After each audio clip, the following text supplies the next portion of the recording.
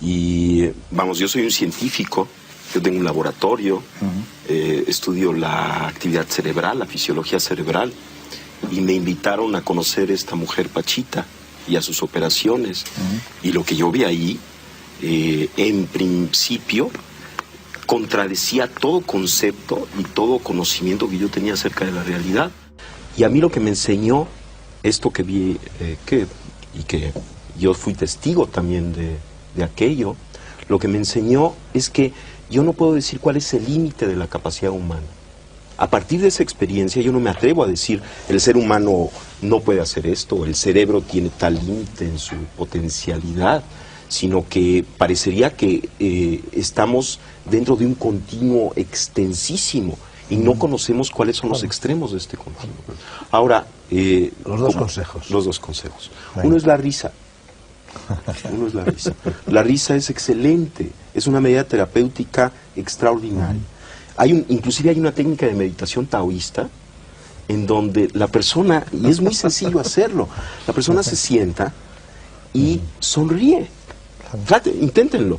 Sonríe con los ojos y la boca. O sea, realmente suba las comisuras de los labios, y se coloca en esta situación. Inmediatamente hay una serie de mensajes que recibe nuestro cuerpo, que recibe nuestro cerebro. En primer lugar, todo está bien. Hay secreciones hormonales dadas por el cambio de fisonomía que producen un mejoramiento extraordinario de todos los sistemas fisiológicos. Ese es uno de los consejos. Reírse. Mientras más nos riamos, mientras más nos demos buenas señales a nosotros mismos, vamos a estar más sanos. Y el segundo es la observación, que quizá en combinación con la risa pueda ser una medida terapéutica excelente. Somos capaces de observar inclusive aquello que pensamos que no se puede observar.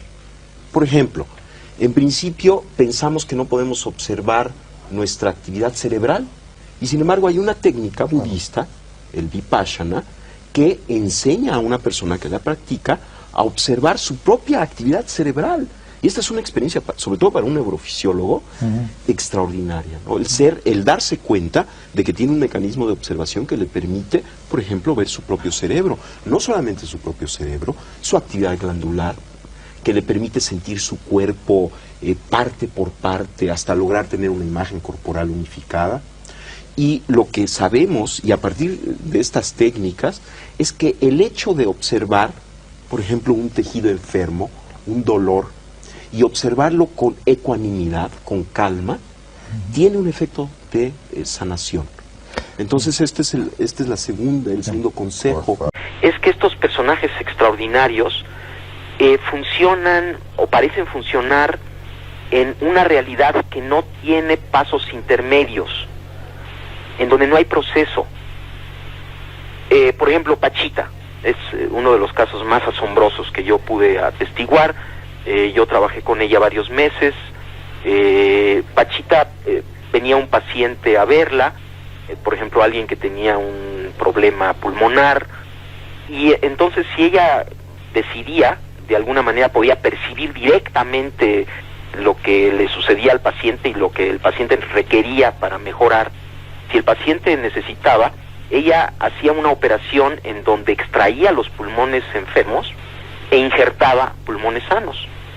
Ahora, esto es inconcebible. Vamos, la cirugía actual ya empieza a hacer este tipo de operaciones, pero la forma en la que Pachita hacía estas operaciones era con prácticamente las manos vacías.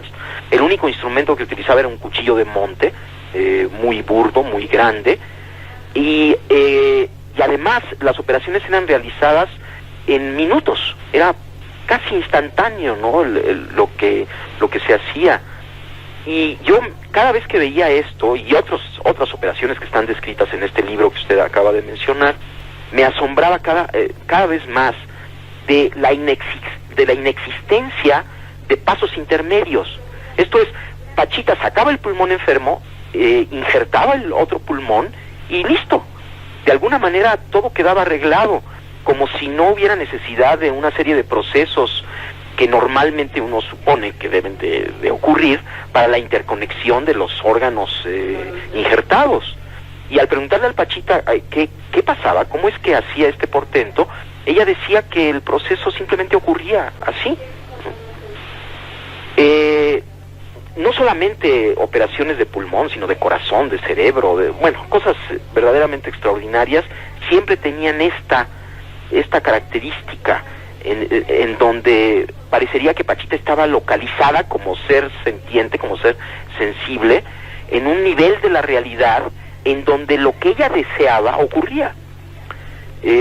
No había ningún mecanismo aparente, ¿no?, entre su deseo y la realización del deseo. Y su deseo, si su deseo era materializar un objeto, el objeto aparecía mágicamente de la nada, o si su deseo era desaparecerlo, también ocurría. Esto era lo más asombroso. Y a mí, a lo que me ha llevado después de muchos años de reflexión, este portento, ¿no?, que hacía Pachita, y otras cosas que han hecho otros chamanes, que sería muy largo de platicar. Esto lo he publicado en México en 7 volúmenes que se llaman Los Chamanes de México. En general, ellos, aunque ningún chamán que yo conocí llegó al nivel de Pachita, todos los chamanes, por ejemplo Don Panchito, un chamán maya, tenía esta misma característica de estar localizado en un nivel de conciencia directo que se manifestaba en su sensibilidad portentosa, ¿no?, en su capacidad de decodificar información en forma directa, yo pensaría. Ahora, yo he tratado de explicar esto en muchas formas y la verdad es que no he tenido mucho éxito, y lo último que he pensado, que le voy a platicar, es lo que más se acerca, de acuerdo con mis ideas, a un posible entendimiento de lo que sucedía. Decía antes que el cerebro, al interactuar con este campo informacional preespacial, como resultante final, crea la realidad perceptual. Ahora, lo que yo he pensado es que esta realidad que se crea, que es el producto final de un proceso cerebral, una vez creada, tiene una existencia real. Esto es, lo que estamos viendo, los colores, las formas, existen en el nivel en este nivel que estoy mencionando. O sea, son al mismo tiempo un producto final de un procesamiento, pero ya que está esto, tienen existencia real, pero existen como conciencia, no existen como materia, sino existen como conciencia. De acuerdo con esta idea, Pachita estaba localizada en esta conciencia directamente, ya en la creación, ya no había proceso, y las leyes de esta conciencia que llamamos mundo, que llamamos objetos, que en realidad es pura conciencia, de alguna manera ella las manejaba, y en este nivel no hay pasos intermedios, puesto que todo es conciencia, puesto que aún los objetos que percibimos son esta resultante final, son parte de la conciencia. Entonces, si uno está totalmente localizado ahí, si uno no tiene ninguna duda acerca de que la realidad es ese nivel, entonces uno simplemente funciona en ese nivel con las leyes de ese nivel. De tal forma que esto es lo que yo estoy empezando a concluir después de 15 años, ¿no?, de estar pensando acerca y tratando de explicarme qué es lo que sucedía con Pachita. Y si se fija, la explicación es de lo más sencilla que hay, y al mismo tiempo de lo más complejo, como creo lo que tiene más valor, ¿no?, que es al mismo tiempo muy, muy simple.